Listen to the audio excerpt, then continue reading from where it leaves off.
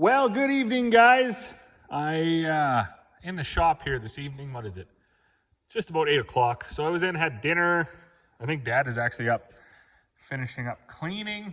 I can't see. I don't know why I'm walking over here, but anyways, he'd be up there on the other side of the house. I don't know if the cleaner is still running or not. Windows are dirty too.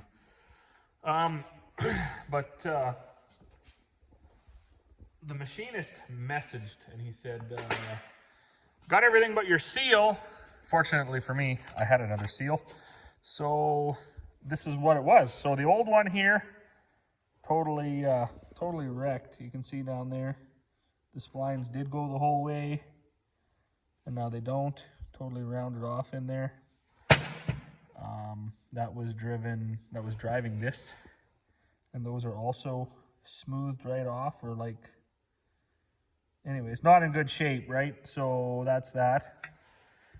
And I know it was not last winter, the winter before, maybe even before that. I don't even know how long I've had this mill, but the last time this gearbox blew up, when I replaced that big gear, I had said, I have a feeling the next time this goes, I'm going to need a new shaft, because he had already remachined these threads and they were already not good again, or whatever you want to call it.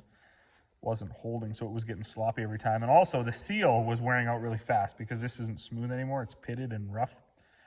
So I was over there and I asked him, I was like, do you think you can just build a new one or whatever, fix the old one? So here we go. Look at that. He built a whole new one. Now, he did say, I can get a coupler, but it's not long enough. And I said, well, just weld two together.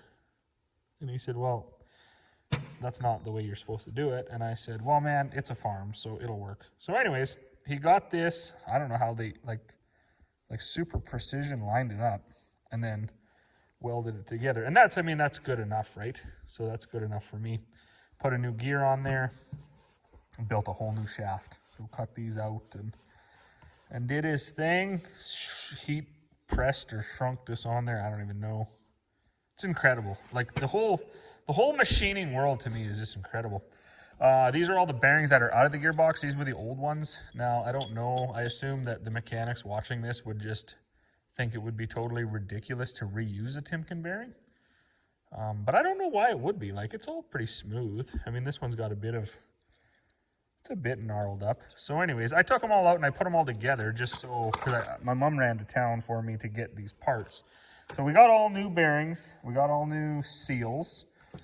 And we're going to put it together and see how it goes. The one thing I did notice, and I think I told him not to worry about it, but he asked me, he said, do you need set screws? And I said, well, there was one in there. The other one had fallen out, but we didn't cut any holes. So I might smack this with the center punch and try to drill it myself and put my own, because I do have a set of taps here, so I might just do that myself and I think it should have a set screw. I don't want it flopping around down there. But I doubt we'll even get to that tonight. The other thing I wanted to point out, this is a question for folks. This bearing, goes in the bottom of this gearbox. And I would have thought you should have it facing up and then the cup facing, like you would beat the cup right into this ring here so it can't go any further and hold it up. But the picture shows it facing down. So you gotta put and I don't know if I'm game for that. I think this time I am gonna do that, but I don't know if I got a big enough washer to go like number 13. I'd have to find the other page. I would almost think I would need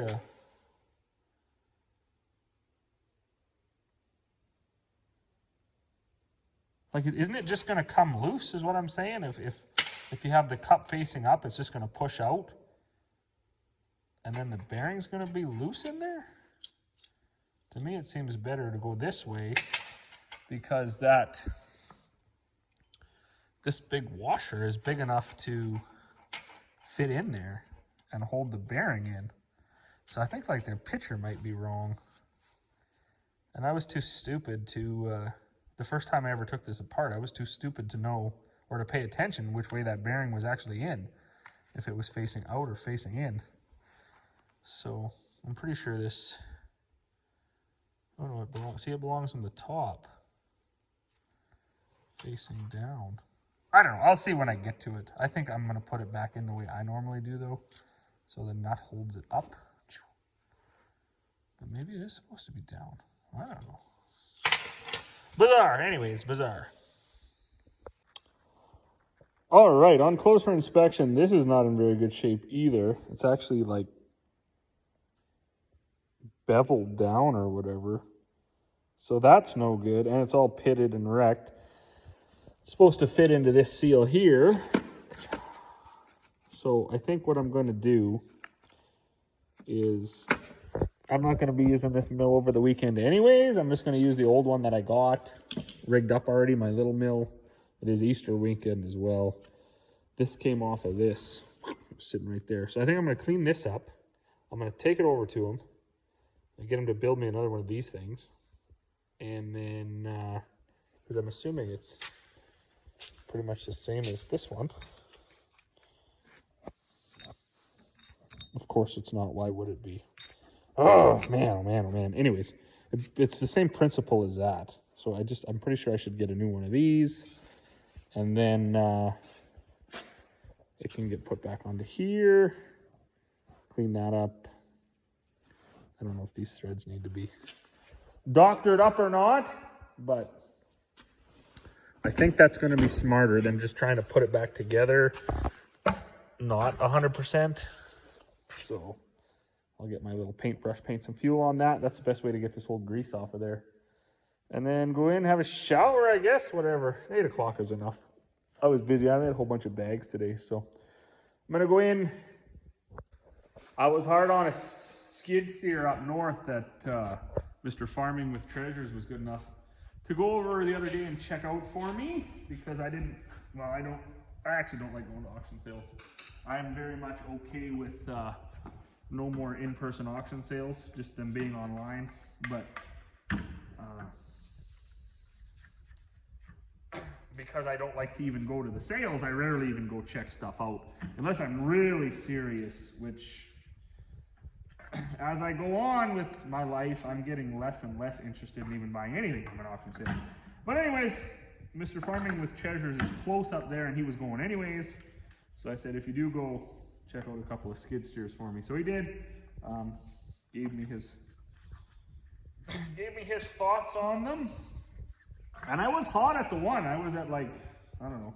I went to 31.5 and I actually thought I got it. But I guess maybe my phone wasn't updating. Because, you know, that's the other thing that happens when you're online. If you're out in the yard working, you're not just sitting in your house. You got to be really careful if your phone's even updating. Like maybe you think you're in and you're not. So anyways, I thought I had it. I even texted Corey. I was like, yeah, I think we got it. And then I was like, actually, Jeremy was the one who was like, oh, you didn't go another one. And I was like, what do you mean? I bought it, but I didn't. So Corey was in town, and I told her to check out the dealers, see what they got for inventory, see what they got for financing programs and things like that. And maybe we'll just go new. I don't know. It's only money, right? So anyways, everybody enjoy your Easter weekend here. I'm not too sure we're going to be doing a whole bunch of work, but we will definitely see you all next week. Well, good afternoon. It's like, whatever, 3:30, I guess? 3:45 in the feed shed. Different angle here now because we got all our shelves finally built. Now, we are not carpenters, so don't judge us, but 6x6 kind of uprights, 2x6 they're not even really spaced out with any, like they're not, I think there's just 7 per, made up the difference. The crazy thing is these posts aren't even all the same distance apart. So when UFA built this building, obviously they could not have cared less, because they're not, some are like 89 inches and some are like 91 inches. Anyways, yeah, they're not evenly spaced. So my dad always says that about stuff like this too, when you're working on old stuff and you're trying to retrofit it or make it work or add to it. Very few things were square. I don't know why. I guess they could have been, maybe. It's just nobody cared in agriculture. Another thing you see is those, that strapping. So we put that strapping on that side and we put it straight. But if you look for the pony wall we built, which is also straight, so that strapping won't work. This strapping over here will work because that side was open when I was little. We tinned that and put it on there. This side, all of the strapping angles down. So where it's really high at that corner, by the time you get to the far corner, it's underneath the shelves. Well, it's a different bit of a view here now, and it is about 5:30, so we're kind of tired. I'm pretty sure it was supposed to be a stat holiday, isn't it? Good Friday, and we spent the entire day working in here building shelves. So the bottoms are not 100%. If you're looking at that and you're like, oh boy, he's gonna have trouble, we know that. It was kind of like a chicken and egg thing, right? Something had to come first, and it was either take everything out of here and set it around and risk the rain. As you can see, it looks like it's overcast and blowing, and then try to quickly build the shelves and get it, you know, packed and everything. Or it was build the shelves and then we'll come in here and we'll like kind of lift it up and do underneath of it after. We never planned to actually put a whole bunch of heavy stuff on top. As you can see, there's shavings, there's you know, it's like a few 100 pounds of feed. Some of the stuff that we don't get too terribly much of, you know, sunflowers we bag up 20 bags at a time or whatever.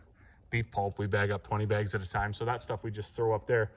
The stuff that we have lots of, obviously hay cubes, rabbit feed, the chicken feed, all the other stuff, dog food, that'll all go on the bottom. And as you can see too now, maybe it makes more sense why we really want to keep an eye out for a skid steer, because we just repackaged, and actually Corey did most of it, or restacked, I guess, all of this feed by hand. If we had a skid steer, when the pallet was empty, we could just drive in, pick the pallet up, back out, and then save a ton of work, like a ton of work, because it's kind of hard when you're, I don't have such trouble with it because I'm a bit taller, but if you're short, trying to heave them bags up, but not too high to hit the bottom of the shelf. So anyways, it made a ton of space in here, like an absolute ton. We got to move a couple of these. These are just totes, 500 kg totes of alfalfa cubes. If we ever get, I don't know, if we ever get a skid steer, we will just kind of grab them and then set them up on top of there. That would be okay, 1,000 pounds up there for a few of them. And then we'll have basically just hard tubs, oyster shells. Oh, that kelp back there we're gonna throw up there too. There's some corn back there we'll throw up there. Anyways, today went very well, but we are going to now go, we're gonna go sit on the deck and I think maybe have a celebratory beverage and enjoy the remainder of this Good Friday. Saturday, I don't know what we're doing Saturday. Maybe dinner at the in-laws, I'm not too sure. Sunday, probably dinner here. Monday, I don't think Monday is a holiday. Is it holiday Monday? I know the kids don't have school, but I don't think it's a holiday. So maybe I'll haul that canola. And then, I don't know if you've seen blue in the background there in between the tractor and the mill. Corey got that guy out 2 days ago and gave him a wash. Needs an oil change, all the filters, check some air pressure, and then we'll go back behind the bins here, hook up to the cultivator, the anhydrous machine, and who knows, maybe by the middle of next week we'll be out scratching dirt.